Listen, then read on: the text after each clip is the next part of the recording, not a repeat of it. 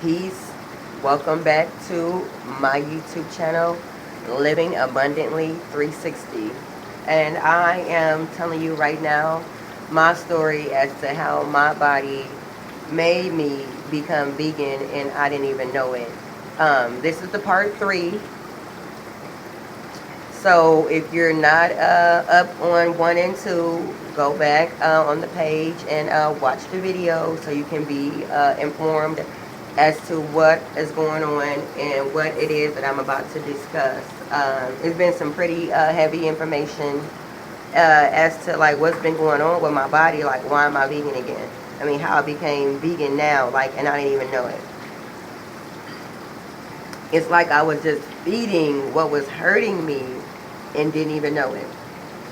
Okay, so as you can tell, I had to re-up on the tea. This is day 1. It's Friday, September 1st, and I am starting my water and tea body cleansing detox. Yes, cleaning back out my temple because I know how important it is to have your body at an alkaline state, to have your body very healthy, functioning at its highest optimal potential. So, bird eye root tea, very delicious, very delicious. Anyway. Okay, so like I was taking the antihistamines. My body was still, it was actually getting worse. It was getting worse because it was like you can't keep putting a band-aid on something that needs to be like fixed for real, for real. I'm just putting band-aids on it and getting through life. And I had to increase the amount of antihistamines I was taking. And it was like, bro, this is not life. You're supposed to be able to enjoy the sun and be outside. My birthday is August 19th. I am a Leo. Ruling planner of Leo is the sun. How am I right? Y'all, it get crazy. Because like I am, when the doctor told me, I'm going to tell you this, that I need to not be in the sun so much. That was crazy. Because as I got deeper into my personal life's journey, which also helped me become a vegan or a plant-based eater, I was realizing things about myself. So 2014 up until the end of 2015, around November, December, 2 months left, I got hip to like knowledge, period, point blank. I got hip to knowledge. I got hip to like who I really was, the potential that I had within me that I didn't even know, discovering about melanin, carbon, eating healthy, light body, just about all different kind of stuff that I was like, dang, all of this information, like this was out here and I didn't even know it.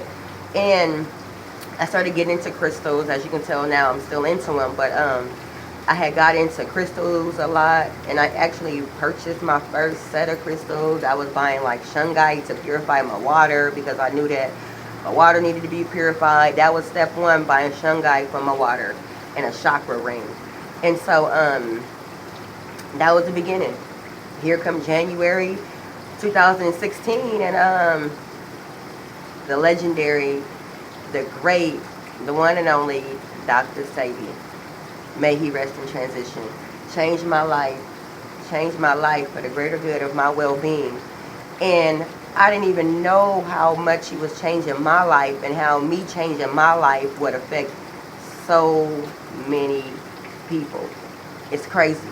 So like January 2016, I'm watching Dr. Sebi videos on YouTube every day, on my TV, I had playing it on my phone when I'm driving in my car, on my Bluetooth.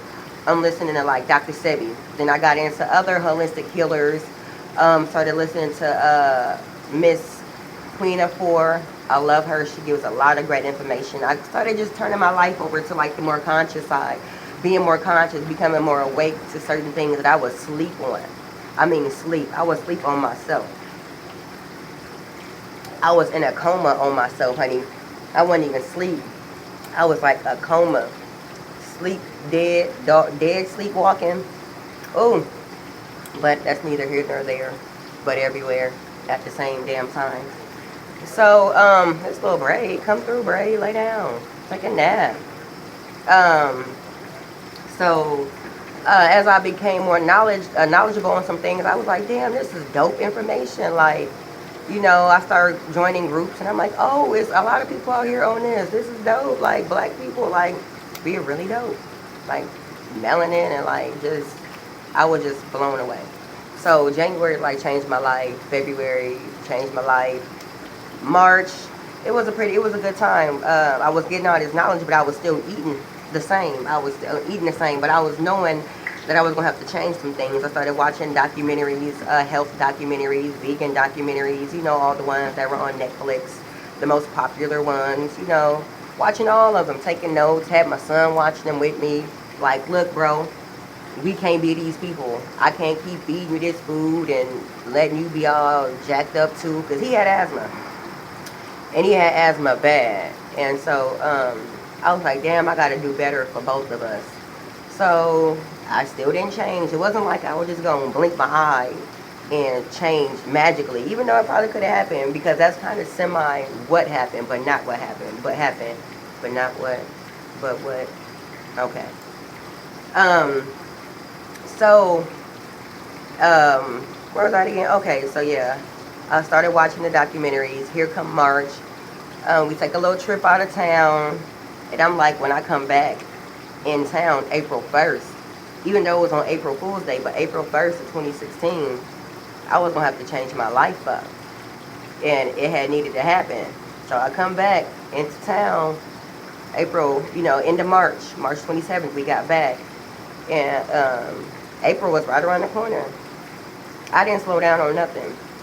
I didn't prep my body to change. It just didn't happen. But what had happened was I got sick. Oh, I had got the flu, something serious. This was the worst flu I had ever had.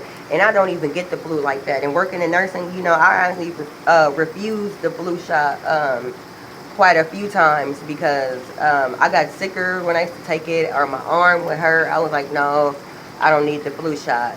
So anyway, 2016 last year, man, that flu had me so down. I had to leave work early.